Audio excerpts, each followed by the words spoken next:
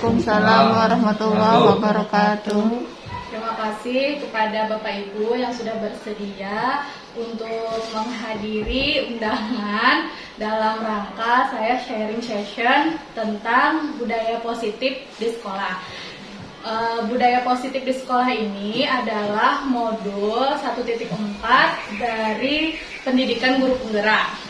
Nah, di mana dalam modul budaya positif ini berisi atau intinya adalah tentang bagaimana kita bersama-sama berusaha untuk membangun atau menciptakan budaya yang positif atau budaya yang baik di sekolah. Memang kan pasti kita sudah menciptakan budaya baik itu di sekolah, tapi sekarang kita kayak mencoba bersama-sama belajar bagaimana sih yang ibaratnya tuh yang seharusnya atau yang kekiniannya seperti itu. Jadi di sini saya ingin menyampaikan bahwa saya juga dalam proses belajar, bukannya saya sudah menguasai, bukan, tapi memang kan ada sedikit gitu sudah belajar dan diminta oleh fasilitator dan juga oleh pengajar praktik untuk berbagi pengalaman di sini. Nah, sebagaimana kalau di guru penggerak itu, kalau sudah belajar teorinya, kita akan menerapkan melalui aksi nyata. Nah, untuk modul ini ada 2 aksi nyata. Aksi nyata pertama yang ke murid, aksi nyata kedua yang sekarang yang ke rekan sejawat, seperti itu. Kalau modul yang kan udah 4, kan modulnya itu ada 3. Dalam satu modul ada lagi 1.1, 1.2, 1.3, 1.4 gitu. Nah, yang 1.1 sampai 1.3 itu kebanyakan langsung ke siswa aja. Jadi di sini yang 1.4 ini yang terakhir sharing semuanya seperti itu. Jadi di sini ada beberapa hal dalam modul budaya positif itu. Sebenarnya dia submateri-materinya itu banyak, tetapi di sini saya coba untuk mengheadline yang pentingnya itu dan kita coba dalam kelas kita gitu. Nah, di sini saya ingin maksudnya men-sharing tentang bagaimana kita harus pertama-tama itu kita menyadari dulu bahwa ini ada konsep perubahan paradigma. Perubahan paradigma itu berkaitan dengan kalau kita yang biasanya kan ada hukuman hadiah seperti itu kan. Ternyata ini juga saya maksudnya baru itu harus dikurangi. Kenapa harus dikurangi? Jadi anak-anak itu tidak bisa tidak boleh selalu kita gantungkan pada hukuman hadiah seperti itu tanpa mereka mengetahui maksud dari dari hal tersebut gitu. Jadi di sini ini ada perubahan paradigma dulu. Di dalam ada beberapa miskonsepsi tentang kontrol. Yang pertama, kita itu seolah-olah selalu mengontrol murid. Kalau muridnya tidak mengerjakan, kita hukum gitu. Dan hal-hal tersebut memang berat untuk kita langsung berubah. Jujur ya, karena memang hal tersebut kayak sudah jadi kebiasaan, kayak kita tuh kontrol gitu, mengontrol murid. Jadi kan filosofinya yang guru penggerak ini kan katanya guru yang menghamba pada murid. Nah, itu tuh sebenarnya kayak jadi pro dan kontra. Masa guru menghamba pada murid, ya kan? Tetapi perlahan-perlahan setelah mempelajari modul-modul itu maksudnya kita mengubah paradigma itu tadi. Jadi di sini ilusi guru mengontrol murid itu harus. Terus ilusi bahwa semua penguasaan positif, efektif dan bermanfaat. Maksudnya kayak tadi pujian, hadiah. Kita tuh selalu berpikir anak bakalan rajin nih setelah diberikan hadiah. Ternyata itu juga sebagian dari bentuk kontrol kita. Jadi ketika anak ada ilusi-ilusi bujukan positif, bujukan maksudnya kayak hadiah, pujian, itu tuh hanya dalam jangka pendek, tidak membentuk dalam jangka panjangnya. Nah, kalau menurut yang kontrol teorinya itu seperti itu. Terus ilusi bahwa kritik dan membuat orang merasa bersalah dapat menguatkan karakter. Seringkali memang siswa lebih menyenangi hal tersebut.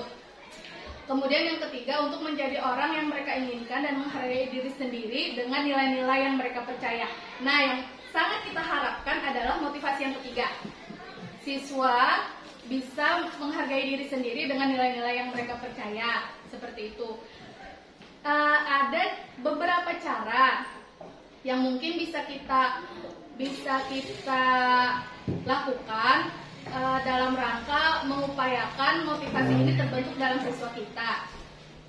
Di sini pertama-tama lagi nih, bukan pertama-tama, selanjutnya karena ini saling berhubungan. Yang pertama tadi kan kita mengubah paradigma dulu. Yang kedua kita menyadari motivasi.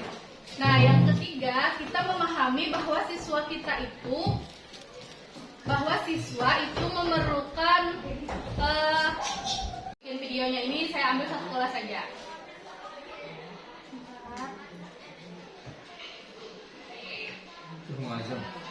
Ya, ini di kelas 9A yang kebetulan saya ambil recordnya. Tapi untuk semua kelas diterapkan.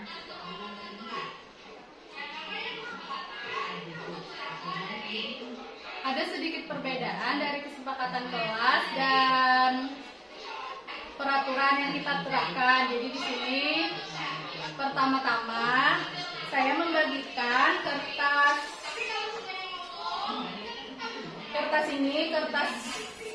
stick note ke mereka untuk menuliskan satu keyakinan kelas yang mereka percayai. Misalnya apalah terserah mereka gitu, kita nggak usah kasih clue. Nah, kemudian mereka beri waktu menuliskan apa yang mereka inginkan supaya kelas mereka itu rapi. Jadi bukan rapi, maksudnya kesepakatan yang ingin mereka terapkan gitu di kelas. Jadi banyak sih mereka ada yang bilang nanti di sini misalnya tidak tertib, tidak berisik, menjaga kebersihan dan segala macam. Dari sekian banyak itu, lalu akhirnya ini mereka maju ke depan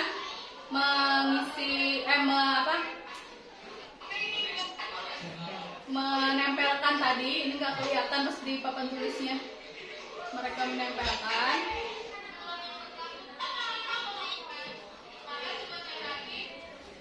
Setelah mereka menempelkan, kita akan evaluasi satu persatu. Kan ada nih pasti sama.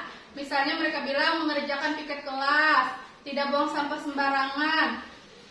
Lalu kalau yang misalnya dilarang ribut saat sudah masuk jam pelajaran, terus boleh ngomong tapi jangan ribut misalnya, atau tidak boleh makan di kelas, atau saling menghormati gurunya.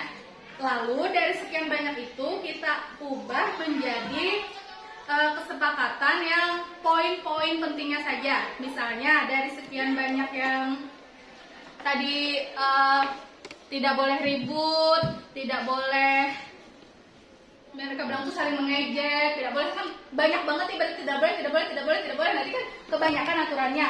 Jadi kita sepakati itu sebagian dari apa sih nak, kalau tidak boleh ribut itu. Mereka bilang itu maksud tujuannya apa. Nanti akan ada tersimpul, oh itu saling menghargai Bu. Jadi berarti kita sepakat ya, kita anggota kelas harus satu, saling menghormati dan menghargai. Jadi cuma satu itu akhirnya, saling menghormati dan menghargai. Dari yang mereka sudah mengatakan tidak boleh saling mengejek, tidak boleh ini, tidak boleh itu. Misalnya lagi yang piket, tidak boleh tidak piket, tidak boleh buang sampah sembarangan, harus rajin mencuci tangan, harus ini. Nah, di situ sekalian banyak itu berarti kita sepakati apa, harus saling menjaga kebersihan. Jadi akhirnya cuma terbentuk 4, paling banyak 4 gitu kesepakatan kelasnya. Dan kalau tidak salah sudah ditempelkan mereka yang 9A dan 9B, yang 8B itu belum saya lihat. Nah, mereka belum menempelkan. Nah, itu adalah kesepakatan kelas yang terbentuk dari perilaku mereka, ada dari kesepakatan mereka seperti itu. Mungkin itu Bapak Ibu ada yang ingin ditanyakan, mungkin sharing kita. Oke. Masalah yang tadi kesepakatan kelas ini pas banget kan? Iya. Benar. Iya benar. Iya.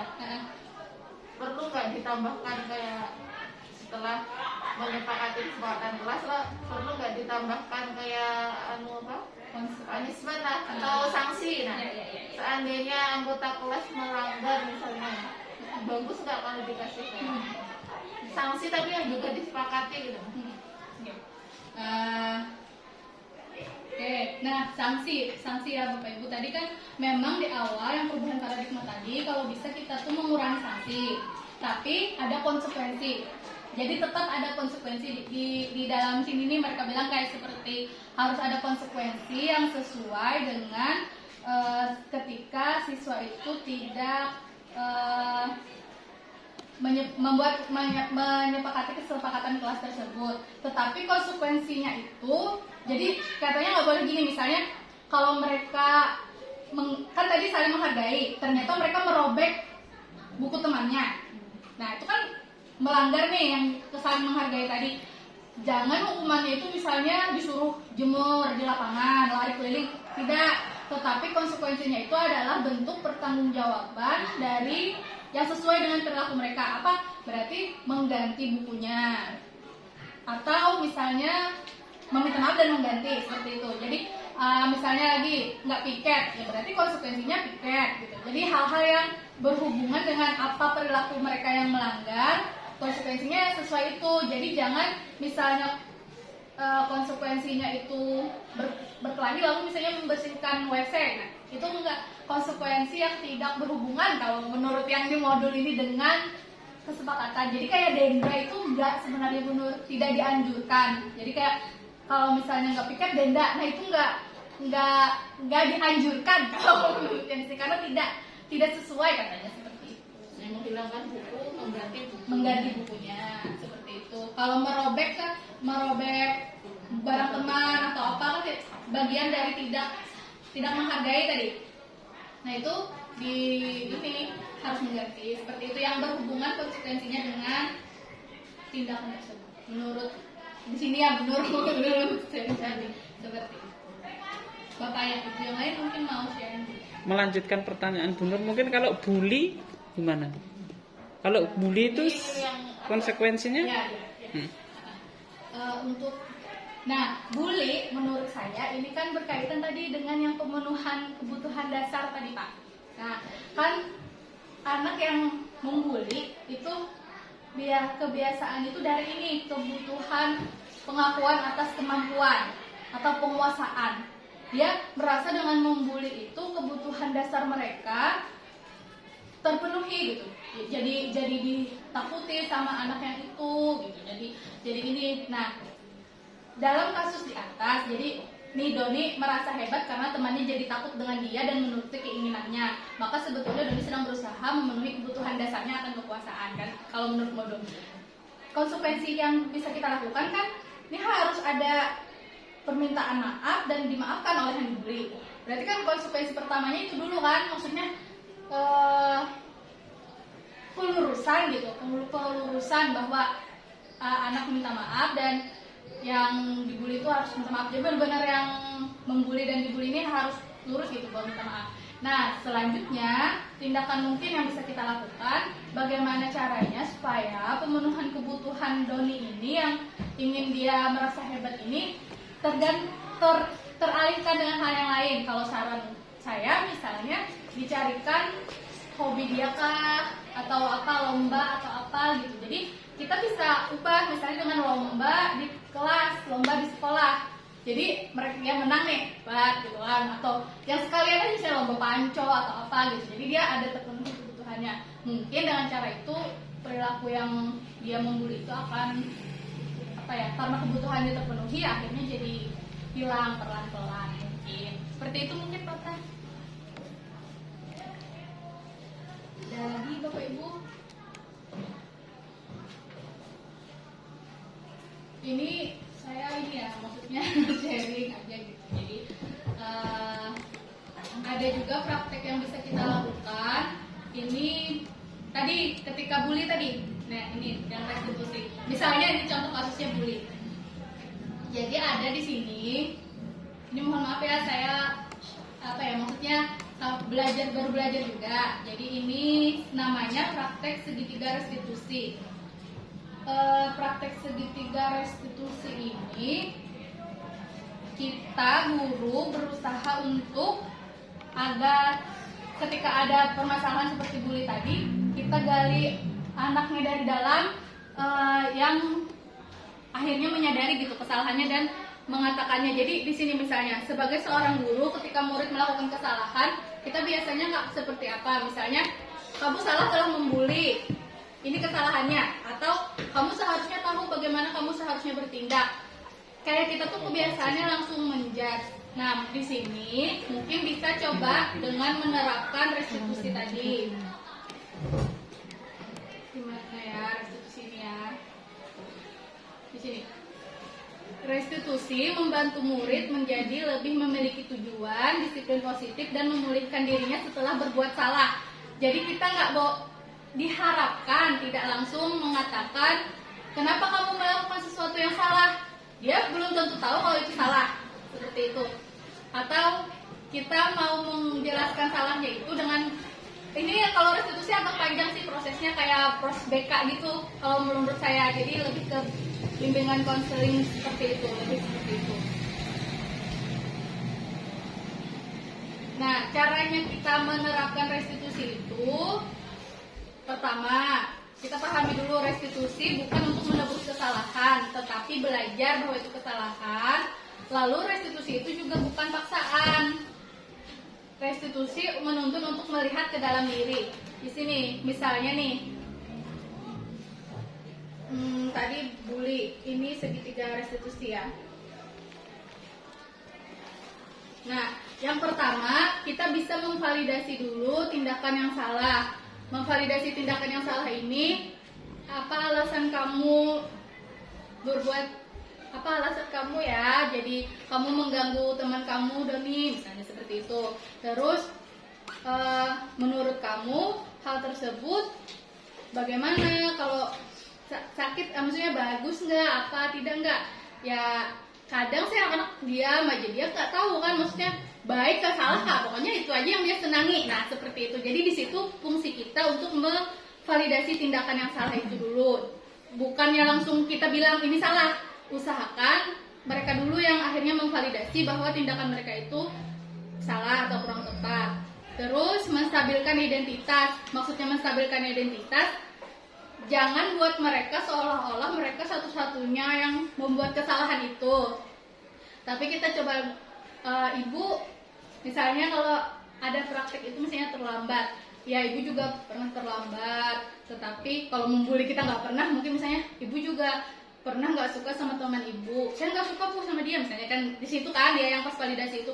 Nah terus kita menstabilkan identitas, mungkin semua orang juga ada yang nggak suka sama perbuatan itu, tapi tindakannya seharusnya seperti apa ya, seperti itu. Jadi menstabilkan identitas. Lalu akhirnya keyakinan seperti apa yang sudah disepakati, kan tadi keyakinan kelasnya sudah saling sepakat untuk saling menghargai, diarahkan ke situ. Tetapi itu nggak semudah itu, maksudnya skenarionya semudah itu, tapi tidak akan semudah itu prakteknya, seperti itu. Jadi tapi dicoba, kata instruktur saya itu dicoba dulu, katanya seperti itu.